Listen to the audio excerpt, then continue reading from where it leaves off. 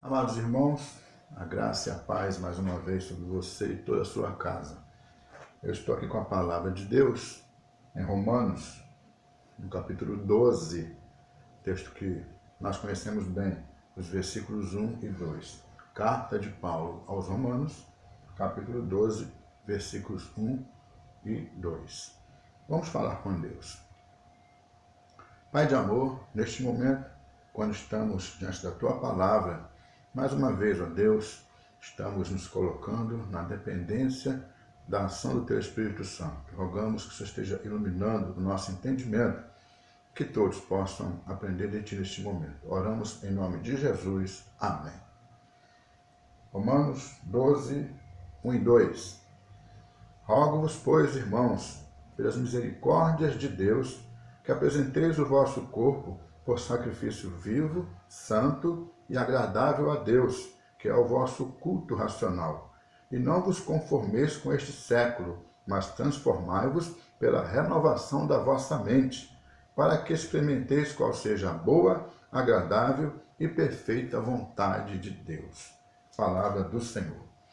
Irmãos, eu quero pensar um pouco com vocês sobre as regras que existem no mundo. Regras.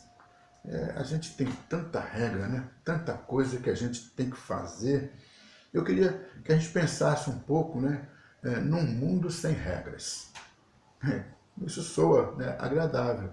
Um mundo sem regras. Você imagine, né? Você não tem que fazer algo ou não tem que deixar de fazer uma outra coisa. E tem gente, muita gente pelo mundo afora, que tem uma série de problemas com as regras que há no mundo. E de vez em quando, né, estão envolvidos em alguma coisa por causa de quebrarem essas regras, alguma dificuldade. E aí, se cada um pudesse fazer aquilo que bem entendesse, né, fazer a sua vontade, o que quisesse, esse problema não existiria. Eu queria que você pensasse um pouco comigo, por exemplo, um mundo sem regras no trânsito. Já pensou? Nada de limite de velocidade. Muita gente ia gostar disso, né? Não tem mais farol vermelho, né? Sinal vermelho de trânsito. E nem aquela coisa de multas por trafegar no acostamento. Você pensa assim, né? Imagina, e até os olhos de alguns, né, hão de brilhar só de ouvir essas palavras. O trabalho, você pensa assim, não tem mais essa obrigação de chegar num determinado horário, né, tem que ser aquele horário, ou então de sair, né, tem que ser aquele horário para sair. Eu não vou precisar mais de bater relógio de ponto, né, assinar folha de ponto. Agora, cada um chega e sai a hora que quiser. Também falta, não tem mais esse negócio, né, de se faltar, vai ser descontado depois. Não. Cada um vai fazer, né, aquilo que bem entender e vai trabalhar na hora que quiser, da maneira que quiser. Já pensou como é que seria sem regras na família, né? Marido e mulher, pais e filhos, sem regras, não existe mais nada disso. Será que seria bom as regras que hoje existem na cidade, né? No nosso governo, a nossa lei, porque a lei é um tipo de regra e acaba nos trazendo obrigações. Já pensou se tudo isso acabasse? O resultado será que seria agradável, favorável a nós? Eu queria que você pensasse também sobre a igreja, porque a igreja ela tem as suas regras. Uma pessoa ela usa da sua própria vontade, né? Ela faz aquilo que ela quer quando escolhe a igreja a qual ela quer pertencer. Mas, num paradoxo, ela na verdade está escolhendo a que igreja ela vai obedecer, a que regras ela vai se sujeitar. E você já pensou em uma igreja sem regras, né? Será que seria bom? A maneira de se comportar na hora dos cultos, essa coisa de oração, os louvores, né?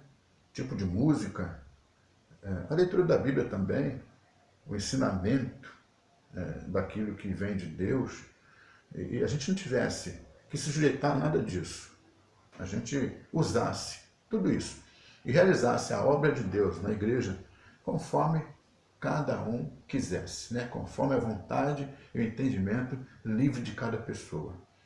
Será que isso seria bom? Eu estou aqui colocando essa questão e querendo que você pense comigo, porque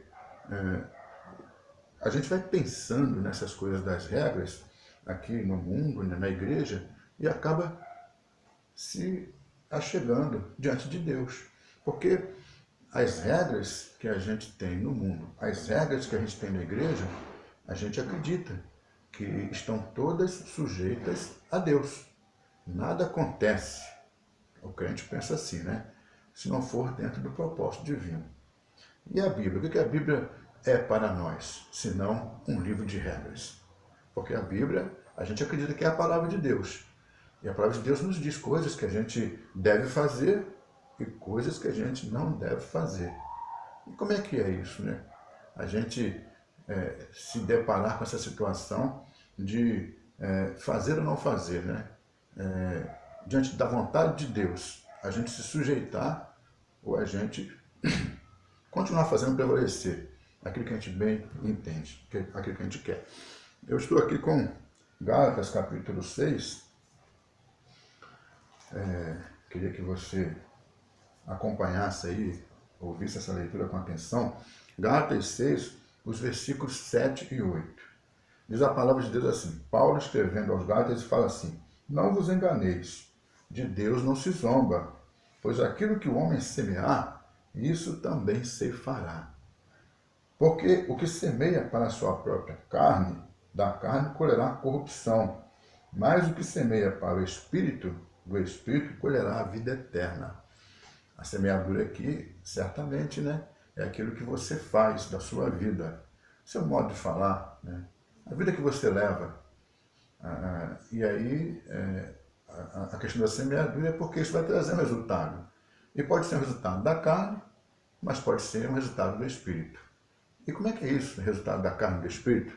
Aqui no capítulo 5, versículo 17, diz assim, porque a carne milita contra o Espírito, e o Espírito contra a carne. Quando Paulo fala da semeadura na carne e da semeadura no Espírito, ele está falando de duas coisas que são opostas. A semeadura da carne é oposta à semeadura do Espírito. Ele fala assim, né? Porque a carne milita contra o Espírito e o Espírito contra a carne, porque são opostos entre si, para que não façais o que porventura seja do vosso querer.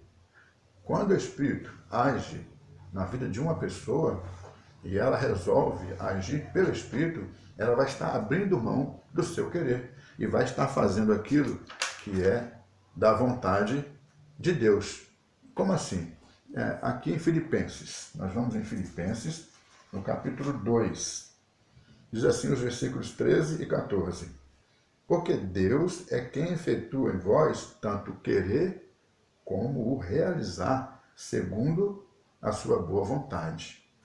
Fazei tudo sem murmurações nem contendas.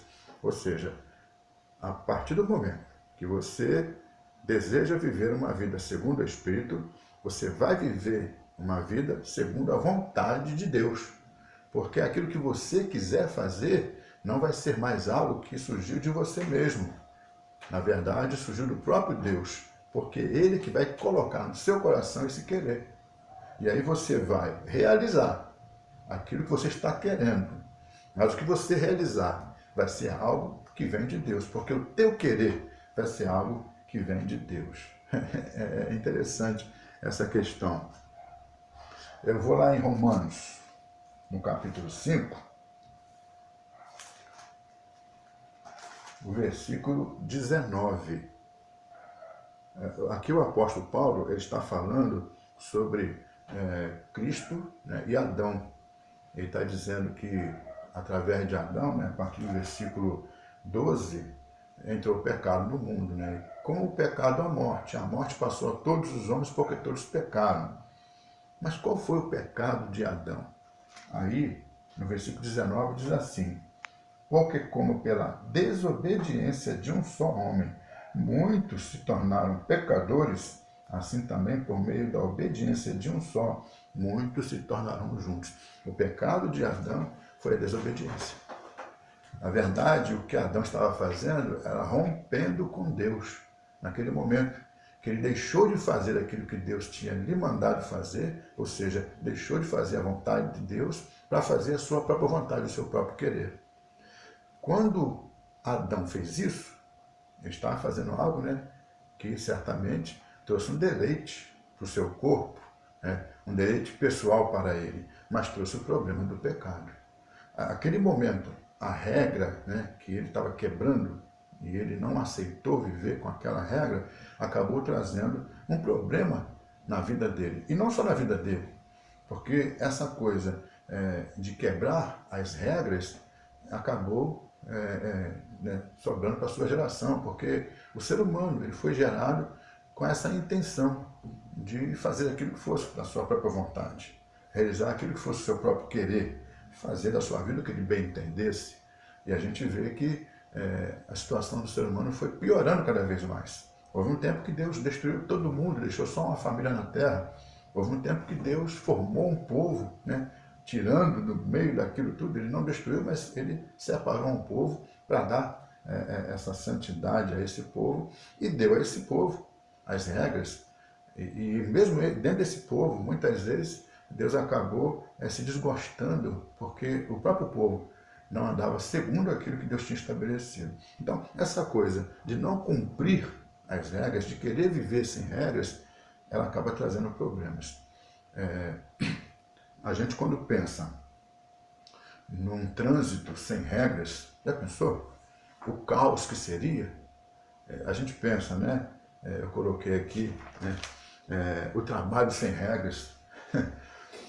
A gente fica imaginando que aquela empresa que fosse desse jeito, ela iria quebrar, ela iria fracassar, a falência. E a família, mas existem regras entre marido e mulher, coisas que o marido ele tem que fazer ou deixar de fazer por causa da sua esposa. E a esposa também, coisas que ela tem que fazer ou deixar de fazer por causa do seu marido. Os pais e os filhos, existem regras que se não houverem, infelizmente, a família vai se acabar. E assim a sociedade. Nós temos na nossa cidade, no país e no mundo, regras que são fundamentais para a sobrevivência e o bem-estar do ser humano. Então, o mundo sem regras seria um caos. O mundo sem regras seria um caos, porque o mundo tem as suas regras e elas devem ser cumpridas. E a igreja também tem as suas regras, porque Deus tem regras para nós. Para que nós possamos ser abençoados, nós precisamos andar segundo as regras de Deus. E até para morar nos céus, para que a gente possa ir para o céu e habitar com Deus no céu, existem aquelas coisas estabelecidas por Deus, que a gente deve cumprir, que a gente deve fazer. Crer no Senhor Jesus Cristo. Sem Jesus Cristo não há salvação. Sem entregar a sua vida ao Senhor Jesus Cristo, não há salvação. Cristo estabeleceu, ele instituiu a igreja na face da terra e estabeleceu que essa igreja deve ser testemunha dele e que ele estaria, onde houver 2 ou 3 reunidos, estaria presente todos os dias, estaria conosco até a consumação do século. E que a gente não deve, a Bíblia nos ensina a não abandonar a reunião, o ajuntamento dos irmãos. Alguns acabam fazendo isso. Então, nós temos uma série de regras que foram determinadas pelo Senhor. E a gente tem as autoridades, na igreja tem as autoridades que o Senhor estabeleceu. A Bíblia fala de presbítero, fala de pastor, fala de diácono, fala de irmãos e irmãs que exerciam uma certa atividade e que, de alguma maneira, Deus estava, através daquelas pessoas, ensinando outras pessoas.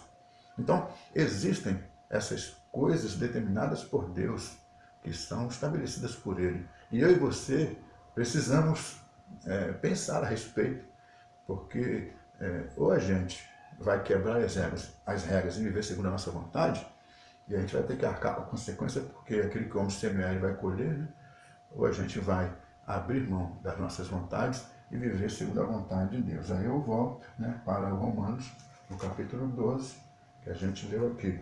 Rogo-vos, pois, irmãos, pelas misericórdias de Deus, que apresenteis o vosso corpo por sacrifício vivo, santo e agradável a Deus, que é o vosso culto racional. E não vos conformeis com este século, mas transformai-vos pela renovação da vossa mente, para que experimenteis qual seja a boa, agradável e perfeita vontade de Deus. Que Deus te abençoe, em nome de Jesus.